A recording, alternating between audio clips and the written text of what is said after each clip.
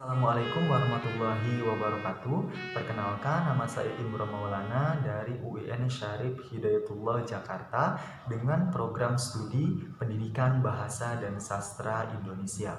Baik, pada kesempatan kali ini saya akan memaparkan salah satu media pembelajaran yakni diorama. Akan tetapi, sebelum saya membahas secara komprehensif mengenai diorama ini, saya akan terlebih dahulu memaparkan apa itu media pembelajaran. Menurut Sudirman, media pembelajaran adalah perpaduan antara alat dan bahan, ataupun dapat diartikan sebagai perpaduan antara soft skill dan hard skill. Soft skill di sini dapat dimaknai berkenaan dengan alat dan bahan ataupun media yang akan dimanfaatkan oleh pendidik nantinya dalam proses pembelajaran. Akan tetapi mengenai hard skill ini dapat dimaknai dengan orang ataupun pendidik yang akan memandu ataupun memproses pembelajaran dengan media pembelajaran tersebut, tentunya dengan seefisien mungkin. Baik, untuk selanjutnya saya akan memaparkan mengenai diorama. Menurut Hujair Asaniki, diorama adalah sebuah pemandangan 3 dimensi mini yang memiliki tujuan untuk mendeskripsikan ataupun menggambarkan pemandangan sebenarnya. Nah, untuk yang selanjutnya saya akan memaparkan mengenai objek dari media diorama tersebut. Nah, objek yang akan dipaparkan oleh saya adalah siklus hidrologi. Nah, seperti yang kita ketahui bahwa mata pelajaran bahasa Indonesia ini merupakan subdisiplin ilmu yang interdisipliner. Akan tetapi yang memiliki makna bidang kajian yang dapat dikaitkan dengan sub-ilmu lain. Nah, dalam hal ini saya akan mengaitkan antara materi mata pelajaran bahasa Indonesia dengan kajian ilmu geografi, yakni siklus hidrologi. Nah, jadi objek dari media diorama yang akan dipaparkan oleh saya adalah siklus hidrologi. Nah, apa itu siklus hidrologi?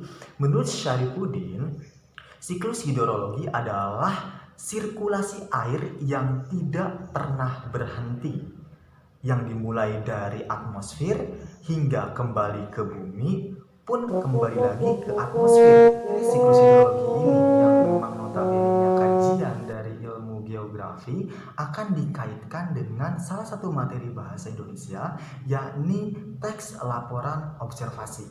Nah, menurut Kosasi, teks laporan observasi adalah suatu teks yang memaparkan objek yang didasari dengan hasil pengamatan atau observasi, baik itu secara langsung maupun dari proses membaca yang dilakukan oleh researcher lain. Nah, isi dari teks laporan observasi ini dapat berupa peristiwa alam, yakni salah satunya siklus hidrologi, maupun kehidupan manusia. Lantas, output dari media diorama yakni siklus hidrologi ini, tujuan umumnya peserta didik dapat mengetahui secara komprehensif mengenai siklus hidrologi. Sedangkan tujuan khususnya yang pertama, peserta didik dapat menganalisis peristiwa-peristiwa alam. Yang kedua, peserta didik dapat memberikan fakta-fakta yang ada dalam teks laporan observasi tersebut. Yang ketiga, peserta didik dapat memberikan pandangannya ataupun opini dari hasil analisisnya tersebut. Untuk yang selanjutnya saya akan memaparkan mengenai siklus hidrologi atau sirkulasi air. Nah, yang menjadi pertanyaannya adalah mengapa air di bumi itu relatif tetap ya? Pertanyaan tersebut akan terjawab melalui siklus hidrologi. Untuk proses yang pertama itu dinamakan dengan transpirasi. Transpirasi ini merupakan proses penguapan dari tubuh tanaman. Nah, penguapan ini dapat terjadi karena adanya sinar matahari. Sinar matahari akan menyorot ke bumi sehingga air yang ada di tubuh tanaman tersebut akan menguap. Untuk proses yang selanjutnya dinamakan dengan evaporasi. Evaporasi ini merupakan proses penguapan juga, akan tetapi penguapannya dari air laut, danau, waduk, dan sebagainya. Setelah terjadinya proses penguapan, maka proses selanjutnya adalah kondensasi.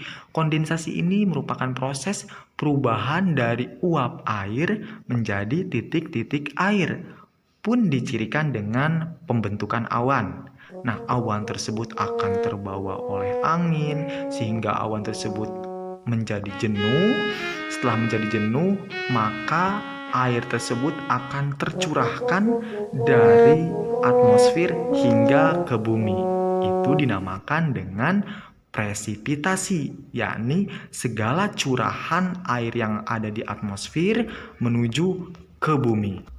Baik, setelah peserta didik dapat mengetahui proses siklus hidrologi ini, maka selanjutnya mereka dapat membuat laporan hasil observasi. Tentunya dengan memperhatikan struktur dari laporan observasi. Yang pertama, strukturnya yakni pengenalan isu. Pengenalan isu ini berhubungan dengan tema ya. Untuk yang selanjutnya yakni dengan bagian isi. Bagian isi ini berhubungan dengan proses terjadinya siklus hidrologi tentunya, pun didukung dengan fakta maupun yang lainnya. Sedangkan untuk struktur yang ketiga adalah bagian penutup. Bagian ini juga dicirikan dengan opini penulis, yakni salah satunya adalah peserta didik dapat mengemukakan pendapatnya mengenai fenomena alam tersebut.